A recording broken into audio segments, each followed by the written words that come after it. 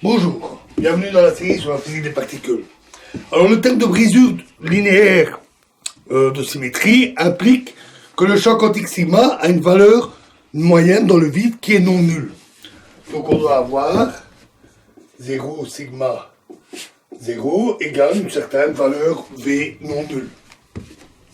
Ce qui implique qu'un développement perturbatif doit être effectué en prenant en compte les fluctuations de ce champ autour de la valeur V plutôt que de la valeur 0.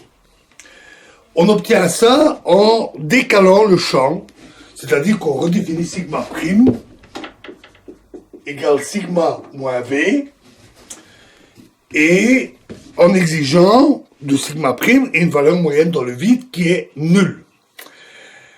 On peut réexprimer le Lagrangien en fonction de ce sigma prime.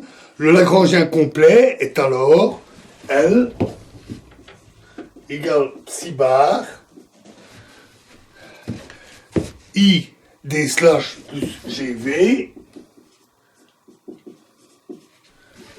plus G sigma prime plus IP plus G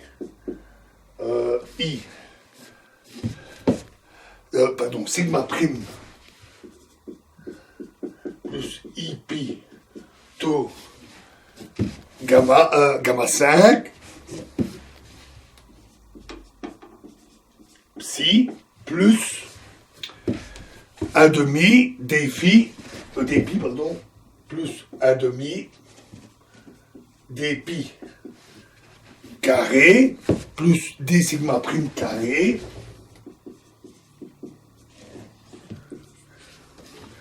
plus moins 1 demi mu carré plus 3 moins 1 demi mu carré plus 3 lambda V 3 lambda V carré fois sigma prime carré moins 1 demi mu carré plus lambda V carré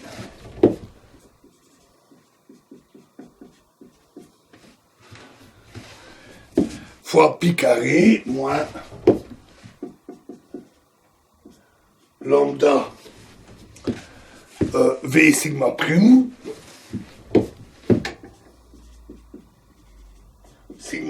carré plus pi carré moins lambda sur 4 pi carré plus sigma prime carré au carré plus sigma prime C moins mu carré V moins lambda V cube. L'effet de la transformation est triple. Alors, premièrement, la dégénérescence des champs de Maison a disparu. Une inspection des masses dans ce Lagrangien s'écrit maintenant masse de pi au carré est égale à mu carré plus lambda V carré et masse sigma prime carré est égal à mu ou sigma égale mu carré plus 3 lambda V carré.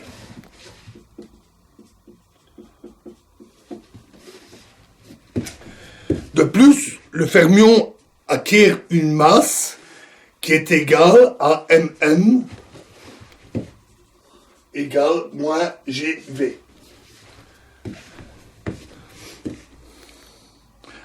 Enfin, troisièmement, on trouve un nouveau couplage trilinéaire sigma prime pi pi. La valeur moyenne dans le vide V sera contrainte pour satisfaire une condition compliquée que la moyenne de sigma prime égale 0.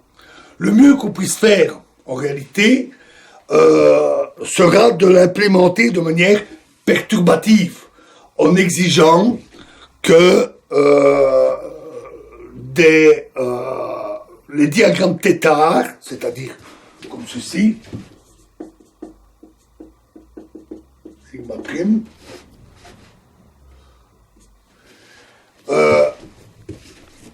pour la transition sigma prime vers le vide, ces diagrammes s'annulent. On verra cela. L'approximation de borne à cette condition est, selon le Lagrangien, que C moins mu carré V moins lambda V carré égale 0.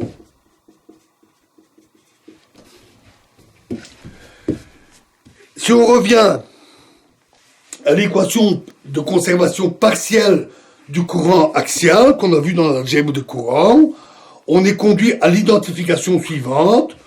Fpi m carré pi est égal à moins c, qui est égal à moins v mu carré plus lambda v carré, ça tiré de la position précédente, qui est égal à moins v m pi carré.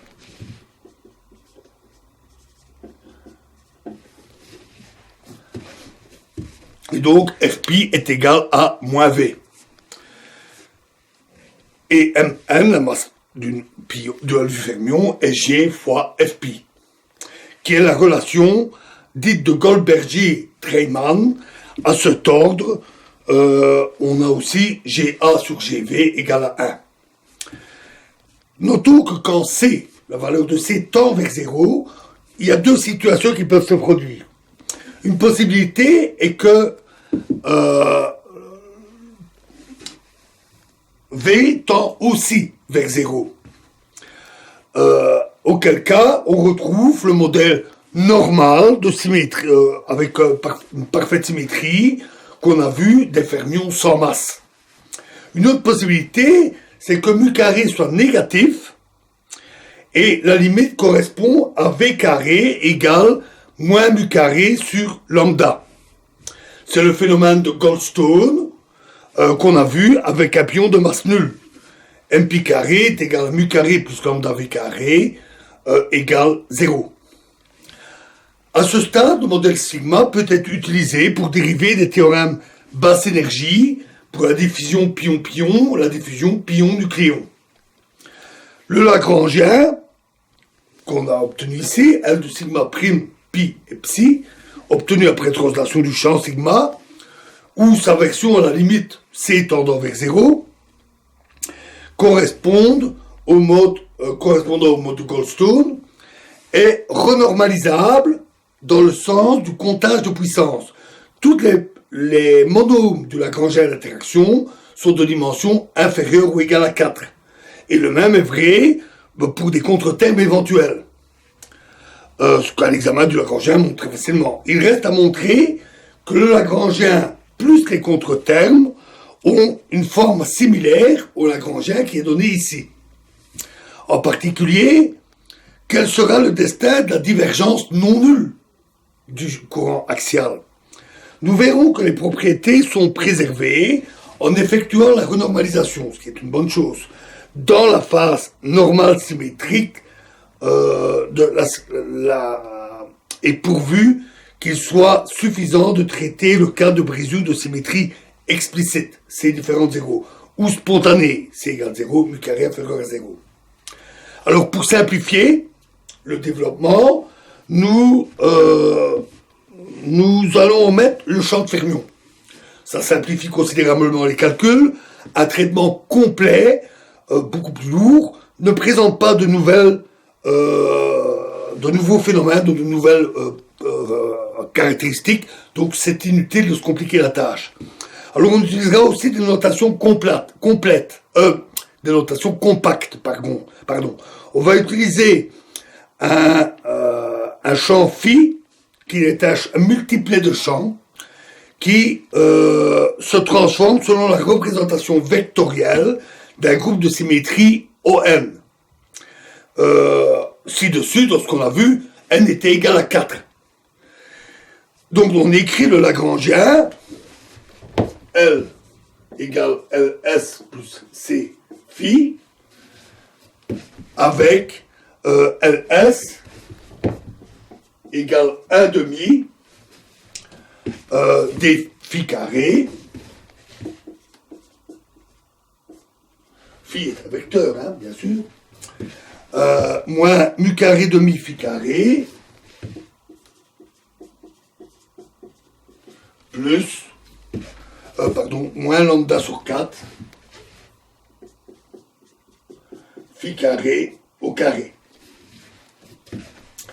LS est donc invariant sous les transformations phi en phi plus delta phi, avec delta phi qui est donné par delta phi j, composant, parce que c'est un vecteur, égale delta oméga a, une variation infinitésimale, tjka, qui sont les générateurs des transformations infinitésimales du groupe de rotation, fois phi k.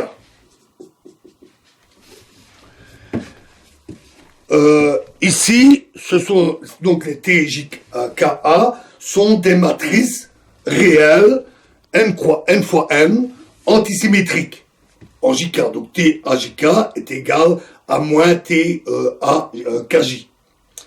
Voilà. Et nous verrons la suite dans la prochaine vidéo. Je vous remercie.